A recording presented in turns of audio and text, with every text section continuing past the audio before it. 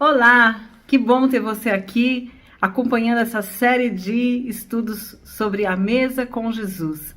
Nós estamos vendo todos os momentos, né? Vários momentos, todos não, mas vários momentos em que Jesus esteve à mesa com alguém, em que Jesus ensinou, em que Jesus confrontou, em que Jesus teve algum tipo de ação ali com pessoas através da mesa, dos alimentos. E essas aulas fazem parte da nossa classe Esther, que é a classe de mulheres da Escola Bíblica Dominical da Igreja Batista Bíblica em Valparaíso. Eu convido você a estar conosco todos os domingos às 9 horas da manhã em nossa igreja, mas eu sei também que existem pessoas de longe, pessoas que acompanham aqui o canal, mas que são impossibilitadas de estar na igreja. Por isso eu espero que através dessas aulas online você também seja abençoado, você também se aproxime da palavra de Deus. Vamos então orar para que o Senhor fale conosco através dessa nossa sexta mesa. Senhor Deus, nós queremos te agradecer porque o Senhor tem reservado, Senhor, tantas lições na sua palavra, Senhor, que tem tocado o nosso coração. Que o Senhor agora, através dessa lição de hoje, também possa tocar a vida de muitas pessoas, que elas possam reconhecer, Senhor, o Senhor como o único Senhor de sua vida, Senhor Deus. Se arrepender, Senhor, e realmente entregar suas vidas completamente ao seu senhorio, Pai. Abençoa então a nossa aula agora, Senhor, para que ela fale ao coração de cada um de nós. É isso que eu te peço em nome de Jesus. Amém. Bem, a mesa que nós vamos ver hoje, ela ocorre em apenas 2 versículos. Ela é muito rápida, a mesa em si, mas antes de chegarmos nessa mesa, temos um caminho que é muito interessante para que nós possamos percorrer. Nós vamos ter que olhar um pouquinho antes da mesa em si, né? Para que a gente possa entender este convite que foi feito. O que aconteceu então antes dessa mesa? Jesus havia morrido, foi crucificado, foi sepultado e então para muitos discípulos, né? Para aqueles discípulos todos, não só os 12 discípulos, mas muitos que seguiam a Jesus, foi como se o grande projeto de vida deles tivesse acabado. Imagina você ter largado o seu trabalho, a sua família, as suas coisas, passado a seguir Jesus e pensando muitas vezes em o livramento de uma dominação romana, né? E de repente você vê que Jesus está morto e sepultado. E nada acontece. Nós temos em Lucas, capítulo 10, verso 1, o versículo que diz assim: Depois disso, o Senhor designou outros 72 e enviou-os adiante de si, de 2 em 2, a todas as cidades e lugares aonde ele havia de ir. Então, os 12 discípulos, eles andavam próximos a Jesus, eles eram os homens que viviam com Jesus de perto, mas haviam outros discípulos, pessoas que seguiam Jesus, que ouviam Jesus falando do seu reino, que viram milagres, que viram muitas coisas, né? Acompanharam os ensinamentos deles e estavam também junto com Jesus. Mas que diante da morte de Jesus também se amedrontaram. Nós sabemos, por exemplo, da reação de Pedro, né? Que negou Jesus, se escondeu. Então, imagina todos esses outros que nem estavam ali por perto. Realmente foi uma debandada, né? E depois da morte de Jesus, muitos deles foram retomar suas vidas, foram voltar para onde eles moravam, foram voltar para os seus trabalhos, enfim, foram seguir as suas vidas. Eles andaram com Jesus, ouviram de Jesus, mas de fato, será que eles aprenderam de quem verdadeiramente era Jesus, né? O Filho de Deus? Então nós vamos ver 2 desses discípulos que estão retornando para sua casa. Eles estão numa estrada a caminho de Emaús, um pequeno vilarejo, né? Uma cidade próxima de Jerusalém, mas que tinha um bom tempo de caminhada até ela.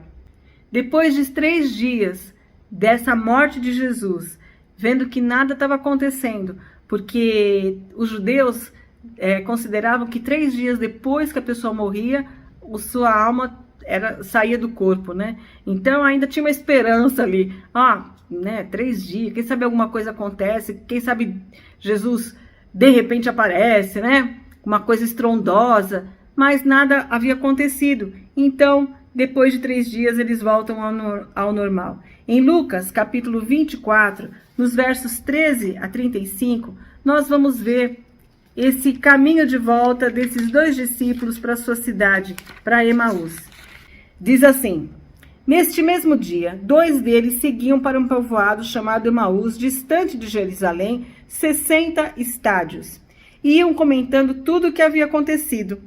Enquanto comentavam e discutiam, o próprio Jesus se aproximou e começou a acompanhá-los. Mas os olhos deles estavam como que fechados, de modo que não o reconheceram. Então ele lhes perguntou: do que estáis falando pelo caminho? Eles então pararam tristes, e um deles, chamado Cleopas, respondeu: és tu o único visitante em Jerusalém que não soube das coisas que ali aconteceram nesses últimos dias? Ele lhes perguntou: quais? E eles responderam: as que dizem respeito a Jesus, o Nazareno, que foi profeta, poderoso em obras e palavras diante de Deus e de todo o povo. Como os principais sacerdotes e as nossas autoridades o entregaram para ser condenado à morte e o crucificaram. Nós esperávamos que fosse ele o que traria a redenção a Israel. Além disso, já faz 3 dias que essas coisas aconteceram. Também é verdade que algumas mulheres do nosso meio nos encheram de espanto, pois foram de madrugada ao sepulcro dele. E, não achando o corpo, voltaram, afirmando ter tido uma visão de anjos que diziam que ele está vivo. Alguns dos que estavam conosco foram ao sepulcro e confirmaram o que as mulheres haviam falado, mas não o viram. Então ele lhes disse: ó tolos que demorais a crer no coração em tudo que os profetas disseram. Acaso Cristo não tinha de sofrer essas coisas e entrar na sua glória? E começando por Moisés e todos os profetas, explicou-lhes o que constava a seu respeito em todas as Escrituras. Quando se aproximaram do povoado para onde se dirigiam, Jesus fez como que ia seguir adiante. Eles, porém, insistiram: fica conosco, pois já é tarde e o dia está terminando. Então entrou para ficar com eles. Estando com eles à mesa, Jesus pegou o pão e o abençoou e, partindo, distribuía. Então os olhos deles foram abertos e o reconheceram, e ele desapareceu de diante deles. E disseram uns aos outros: acaso o nosso coração não ardia pelo caminho, quando ele nos falava e nos abria as Escrituras? E na mesma hora levantaram-se e voltaram para Jerusalém, e encontraram reunidos os 11 e os que estavam com eles, os quais diziam: é verdade, o Senhor ressuscitou e apareceu a Simão. Então os 2 contaram o que havia acontecido no caminho e como o reconheceram no partir do pão. Vejam só que interessante essa história, né? Os discípulos estavam ali, retornando provavelmente para sua cidade, amargurados, decepcionados, frustrados, enfim, estavam ali comentando e discutindo o que tinha acontecido, né? Isso já deve ter acontecido com você. Duas amigas ali passam por uma situação e vão no caminho: nossa, mas você viu? E aí você viu? E você viu o que o outro falou? E vão discutindo e comentando todas aquelas coisas. E Jesus se aproxima deles. E é interessante como Jesus se aproxima. Ele não aparece de repente na frente deles, não fala: parem, discípulos, quero falar com vocês. Não, Jesus encosta ali, né? Começa a andar junto e ouvindo o que eles estão falando. E pergunta para eles: do que vocês estão falando? Que palavras são essas? Né? E eles não reconhecem Jesus, porque a Bíblia diz aqui que seus olhos estavam como que fechados. Eles foram impedidos de enxergar Jesus realmente, né? E Cleopas parece até assim um pouco grosseiro com Jesus, né? Você é o único que não sabe o que está acontecendo aqui, né? Tipo, onde você estava? Que você não ouviu? A cidade inteira está falando disso, né? Mas Jesus, que sabia exatamente tudo o que tinha acontecido, porque ele que tinha sofrido tudo aquilo, Jesus quer ouvir aquele relato a partir do olhar daqueles discípulos. E Jesus diz para eles: não estou sabendo, né? O que aconteceu? E eles então vão começar a contar. E é interessante as informações que eles trazem. Eles falam: Jesus Nazareno foi profeta, ele foi poderoso em obras e palavras diante de Deus e do povo. Vocês percebem que em nenhum momento eles falam o Messias, o Filho de Deus, né? Eles falam do ponto de vista daqueles que encontraram um homem muito poderoso, né? Poderoso em palavras, poderoso em obras. Mas olha só, o que os sacerdotes e autoridades fizeram, entregaram ele à morte e o crucificaram. Eles ouviram Jesus dizendo o motivo que ele ia morrer, como ele ia morrer, por que ele ia morrer. Mas eles ainda acreditavam que as autoridades é que tinham feito aquilo contra Jesus. E não o pecado do povo, né? Jesus não tinha morrido para remir cada um, para ser o redentor, aquele que ia justificar os pecados de todos. Não, eles acreditavam que as autoridades tinham matado aquele profeta de tão boas palavras e boas ações, né? E eles dizem, nós esperávamos a redenção de Israel. Aqui eles deixam explícito o que eles esperavam de Jesus. Eles esperavam Jesus como aquele que iria vir salvá-los da mão de Roma. Eles estavam pensando naquilo que era terreno e temporal, e não pensando em que Jesus, na verdade, estava salvando eles da morte eterna, né? Então, são essas coisas que eles vão dizendo para Jesus e falar, faz 3 dias que isso tudo aconteceu. E as mulheres nos encheram de espanto. Falaram para a gente que não acharam o corpo, que viram anjos que falaram que ele está vivo. Algumas foram até lá, confirmaram o que eles falaram, mas não o viram. A gente até agora só ouviu falar, mas de fato nós não vimos. Então como que nós vamos acreditar, né? Jesus então vai falar para eles, como vocês são tolos, como vocês são insensatos. E a gente espera que Jesus vai falar assim, como vocês são tolos, vocês não estão vendo que eu estou aqui na frente de vocês? Mas Jesus não vai falar para eles que ele é o Cristo. Ele confronta eles com palavras de como vocês demoram a crer, como vocês são lentos para crer. Vocês não acreditam naquilo que os profetas falaram? E Jesus vai levá-los à palavra de Deus. Relembre o que os profetas falaram. Vocês não estão lembrados que o Cristo devia sofrer essas coisas para entrar na sua glória? Vocês não estão lembrados disso? E Jesus vai explicando para eles o que constava, né, sobre ele nas Escrituras. E vai contando para eles. E aqueles homens vão vindo. E quando chega perto da casa deles, eu imagino que aquela conversa estava tão gostosa, né? Porque ouvir das Escrituras, você já imaginou você ouvir das Escrituras da boca do próprio Cristo? Que maravilhoso! E eles vão ali ouvindo, e então, olha, já está tarde, entra, come com a gente, né? Fica conosco. E Jesus então, quando está à mesa com eles, ele parte o pão e dá graças, e dá para eles. Esse é o ato da comunhão, é o ato em que Jesus alimenta eles e naquele momento ele se conecta a eles, né? E então os olhos deles se abrem e eles reconhecem, mas é um lapso. Ele reconhece e Jesus some. E eles então, naquele momento eu acho que cai a ficha, né? Não ardia o nosso coração quando ele falava? E aqueles homens que tinham desistido de Jerusalém, que tinham se afastado do núcleo ali dos discípulos, que tinham ido embora, retomar a sua vida, aqueles homens, quando tomam essa consciência, não tem outra coisa a fazer, senão se levantar, voltar para Jerusalém correndo, né? E contar para os outros discípulos o que verdadeiramente tinha acontecido. É muito bonita essa história, né? De como Jesus se revela àqueles homens e transforma aquela sua desesperança, aquela sua frustração em motivação para contar a outros o que eles tinham vivido. Se aqueles homens aprenderam naquele momento uma grande lição, né, da preciosidade que são as Escrituras e o quanto que eles deviam confiar no que a Escritura dizia, como que vocês são lentos para crer aquilo que os profetas já diziam? Se esses homens aprenderam tanto, nós também podemos aprender muito nessa história que nós vimos aqui, nesse momento, nesse fato que aconteceu aqui. E nós podemos aprender lições da perspectiva de 3 pessoas.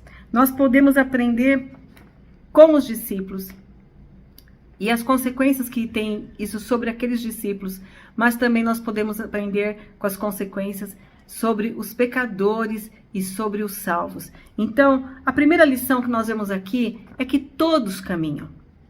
Todo mundo, gente, está caminhando para um lugar. No caso dos discípulos, eles caminhavam para Emaús, eles estavam se afastando de Jerusalém, eles estavam se afastando dos outros discípulos, eles estavam frustrados, amargurados, voltando para a sua vida anterior. Os ímpios, aqueles que não amam a Deus, aqueles que não querem se interessar pelas coisas de Deus, que muitas vezes nem acreditam em Deus, também estão caminhando, mas caminhando para um lugar de profunda tristeza, porque eles caminham para a perdição. Filipenses, capítulo 3, versos 18 e 19, diz assim: porque há muitos sobre os quais vos falei diversas vezes, e agora vos digo, até chorando, que são inimigos da cruz de Cristo. O fim deles é a perdição, o Deus deles é o estômago, e a glória que eles têm baseia-se no que é vergonhoso. Eles se preocupam só com as coisas terrenas. Isso causa choro em Paulo, quando ele diz: eles estão caminhando para a perdição. O Deus deles é o estômago, ou seja, só os prazeres imediatos, né? Eles caminham para a perdição. Eles são inimigos da cruz de Cristo, porque eles não amam a cruz de Cristo. E quem não ama, odeia a cruz de Cristo. Não dá para ser meio termo, né? Então, essas pessoas estão caminhando para a perdição. Eles estão iludidos de que eles vão conseguir satisfação no mundo sem absoluta certeza do seu destino. Pare um ímpio e pergunte para ele: para onde você vai depois que morrer? Ah, eu acho, eu penso, talvez. Eles são pessoas perdidas, sem esperança, sem certeza de onde passarão a sua eternidade. Os salvos, será que caminham? Caminham também. Eles caminham o caminho da santificação. 2 Coríntios, capítulo 7, verso 1, diz assim: amados, visto que temos essas promessas, purifiquemo-nos de toda impureza do corpo e do espírito, aperfeiçoando a santidade no temor de Deus.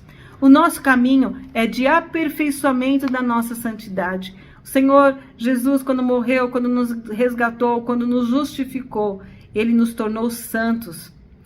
Então, a partir de sermos santos, nós podemos aperfeiçoar a nossa santidade.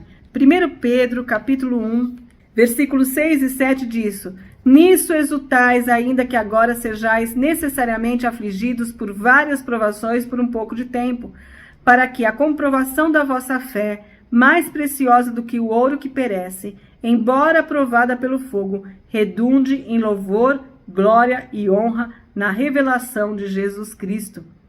Nós somos afligidos por um pouco de tempo, para que a nossa fé seja provada, seja purificada, né? O ouro, para ele se tornar ouro, ele vai no fogo, ele é purificado de toda impureza, para ele poder brilhar. E nós também. Então, o nosso caminho, nós vivemos provações, nós vivemos os processos dessa santificação, passamos por tristezas, por incertezas, nossa fé é testada nesse caminho. Na vida cristã, há retrocessos. Nós não perdemos a salvação. Ela é garantida. O Senhor nos segura em sua mão e não vai soltar. Mas nós nos afastamos da comunhão com Cristo, dessa comunhão plena que nós podemos ter com Cristo. Então, todos caminham. Uma outra verdade que nós vemos aqui é que muitos estão cegos. Os discípulos estavam cegos. Nós temos evidências da cegueira dos discípulos.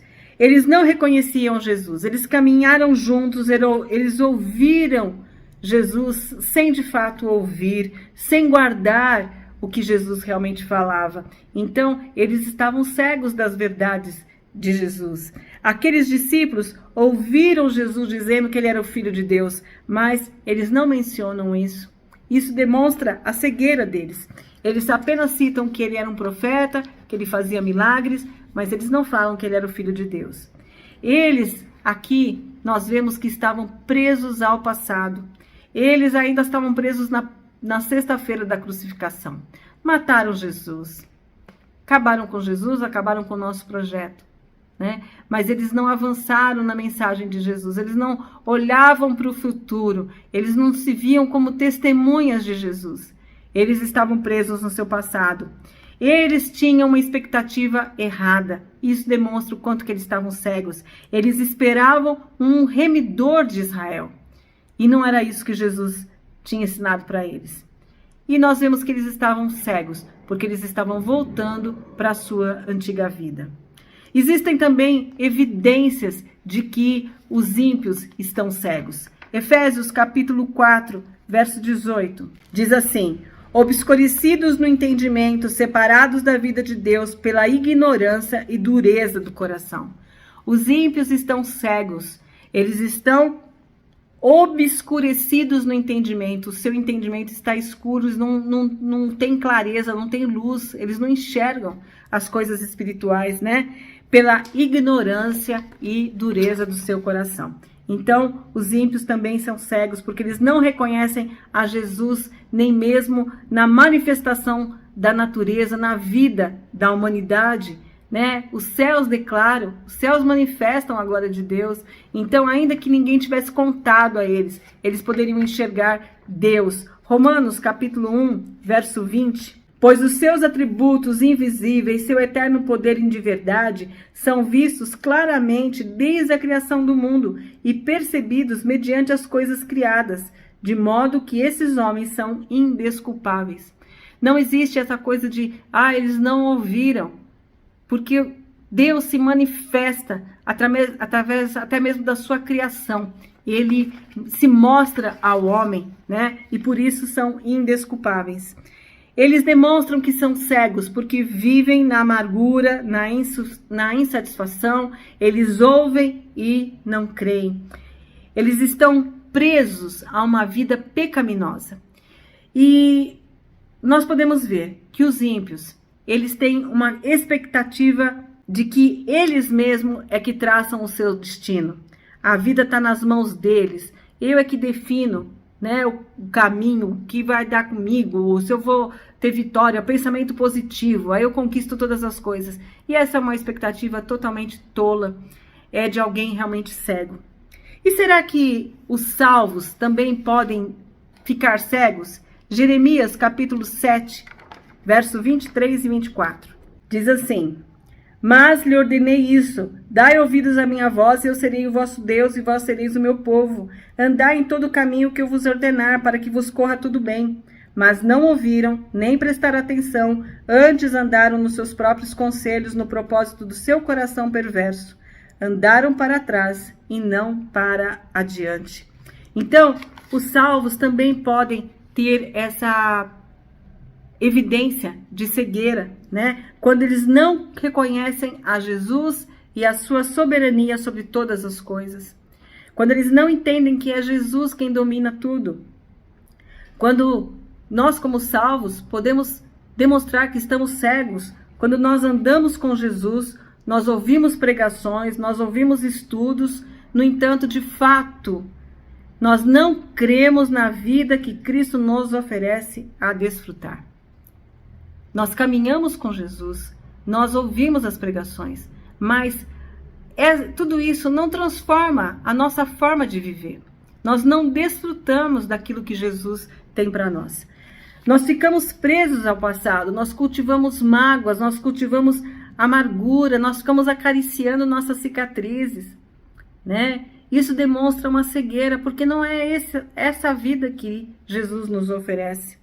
Nós criamos também falsas expectativas sobre a vida cristã. Nós achamos que a vida cristã vai ser só de vitória, né? Vitória material, ausência de problemas. E essa é uma falsa expectativa que demonstra a nossa cegueira espiritual. Porque quando nós temos os nossos olhos abertos para a palavra de Deus, a gente sabe que não vai ser assim a vida cristã. Jesus disse que no mundo nós teríamos aflições, mas que nós deveríamos ter bom ânimo, porque ele venceu, ele também passou por isso. Então, a nossa vida, nós não podemos ter esse tipo de expectativa, porque tendo essa expectativa, nós vamos estar demonstrando que, de fato, nós somos cegos. A terceira verdade que nós vemos aqui é que na caminhada, Jesus age, ele sempre age. Jesus caminhou com os discípulos, ele busca a todos os discípulos. Interessante que Jesus está aqui andando ao lado de um daqueles 72 discípulos. Ele não estava andando ao lado de Pedro, de João, dos mais conhecidos, dos mais próximos. Não, Jesus busca todos os discípulos. Ele quer realmente que eles estejam no lugar certo, né? Que eles não desistam da missão. Então, Jesus vai e busca a todos. E ele faz perguntas. Ele quer ouvir como eles pensavam. E Jesus conhece o pensamento deles, mas quando eles expressavam, eles mesmos estavam se ouvindo. Jesus queria que eles tivessem a consciência de como eles estavam enxergando toda aquela situação, né? E ele os confronta sim, mas ele os confronta com a palavra. Ele coloca ele de volta na escritura. Como vocês são lentos em crer, vocês não lembram do que os profetas disseram? E essa é a forma da gente confrontar, gente. Nos confrontar e confrontar aqueles que estão pecando é pela palavra, em amor. Então, é através da palavra de Deus que nós vamos ser confrontados, que nós vamos olhar, ler e dizer, puxa, eu estou falhando nisso, eu estou errando, eu estou pecando, né? É através da palavra, e é assim que Jesus faz com eles. Jesus também caminha com os ímpios. Jesus se revela a quem ele quer. Lucas, capítulo 10, verso 22, diz: todas as coisas me foram entregues por meu Pai, e ninguém conhece quem é o Filho senão o Pai, nem quem é o Pai senão o Filho, e aquele a quem o Filho o quiser revelar.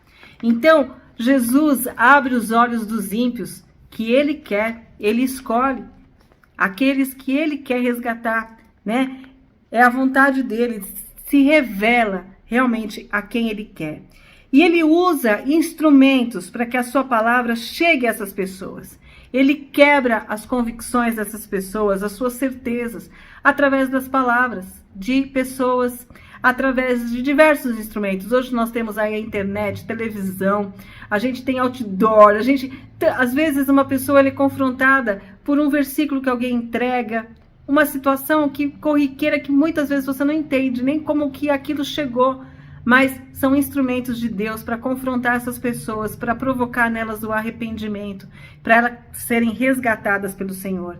E é Ele quem traz entendimento sobre a sua palavra. Salmo capítulo 119, no verso 130, diz assim: a exposição das tuas palavras concede luz, dá entendimento ao simples. É o Senhor que dá entendimento ao simples. É Ele quem abre os olhos dessas pessoas. Ele caminha junto através de instrumentos e Ele abre os olhos dessas pessoas. Jesus também caminha com os salvos. Jesus nos alcança mesmo quando nós estamos indo para o nosso Emaús, né? Mesmo quando a gente está indo na direção contrária, a gente não está lá em Jerusalém, a gente não está com os outros discípulos, a gente está indo para o nosso canto, mas Jesus, ele também nos alcança. Ezequiel, capítulo 34, versos 11 e 12, diz assim: porque assim diz o Senhor Deus, eu mesmo procurarei as minhas ovelhas e as buscarei, assim como o pastor busca o seu rebanho no dia em que está no meio das suas ovelhas dispersas, também buscarei as minhas ovelhas. Eu as livrarei de todos os lugares por onde foram espalhadas no dia de nuvens e de escuridão. Olha que lindo, né? O Senhor vai buscar a todas as suas ovelhas. Ele busca na escuridão, em qualquer lugar, ele vai buscar os seus filhos.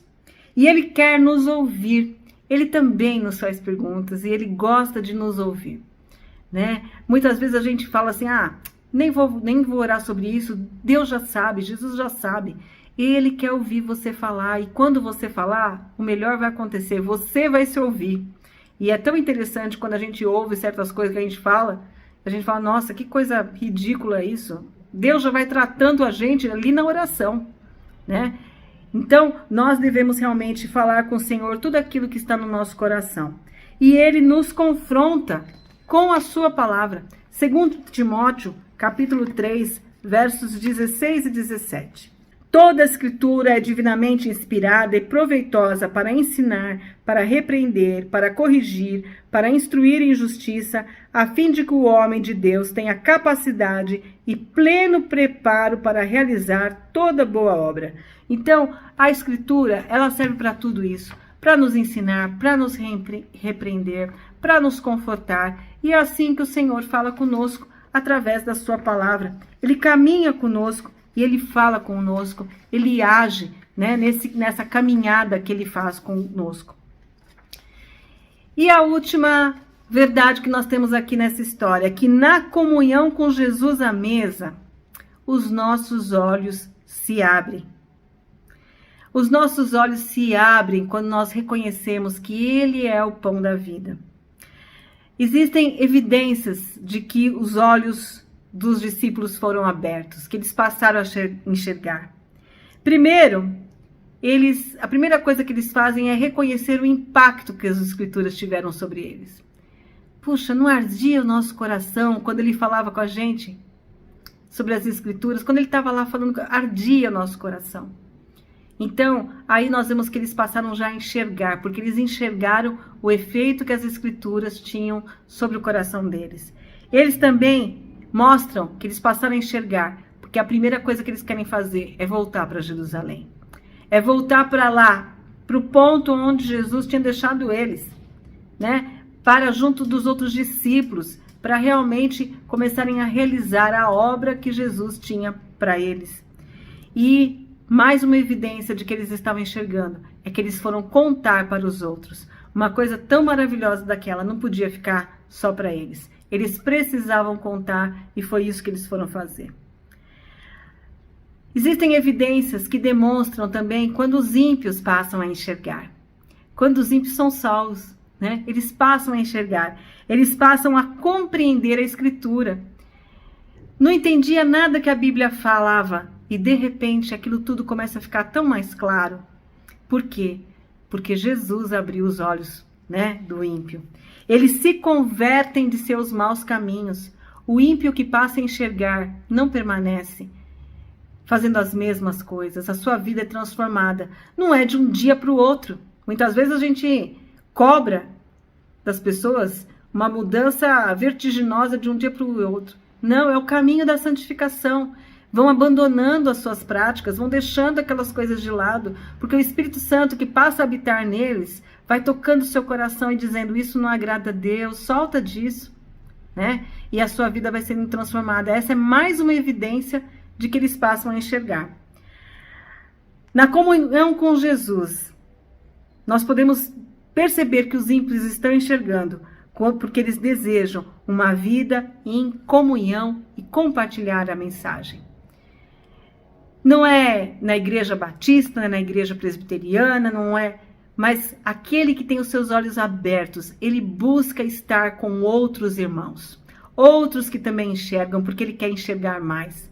Ele quer ter comunhão e ele quer compartilhar do que ele está enxergando com outras pessoas. Essas são evidências de que aquelas pessoas deixaram de ser cegas. Os ímpios deixaram de ser cegos. E quais as evidências que demonstram que os salvos também passaram a enxergar?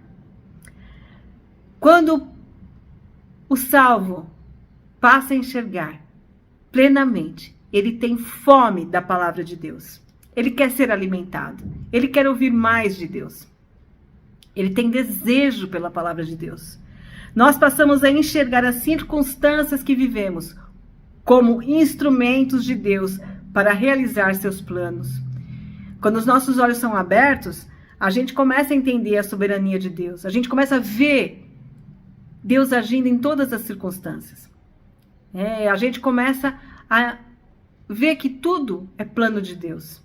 Isso é característica de quem tem os olhos abertos. Nós temos prazer real na comunhão com os nossos irmãos.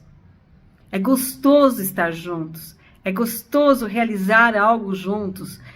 É um prazer estar reunido com os irmãos. Como que nós podemos ter os olhos abertos e não gostarmos de estar com os irmãos? Nós vamos passar a eternidade com os irmãos no céu. Como é que a gente pode não ter prazer em viver essa comunhão desde aqui da terra? Isso é quando os nossos olhos estão abertos. E mais importante de tudo, quando os nossos olhos, como salvos, estão abertos, nós temos desejo de compartilhar da mensagem de Deus. Nós queremos compartilhar do Evangelho de Cristo. Nós queremos contar para todo mundo. Nós queremos ver essas pessoas também enxergando. E nós queremos ser usados como instrumentos de Deus para isso.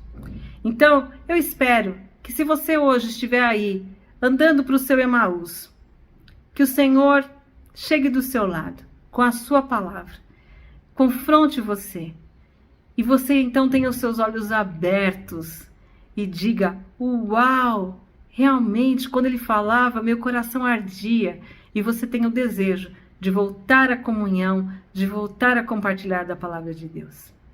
Que isso seja uma realidade na sua vida e na minha também. Que Deus nos abençoe.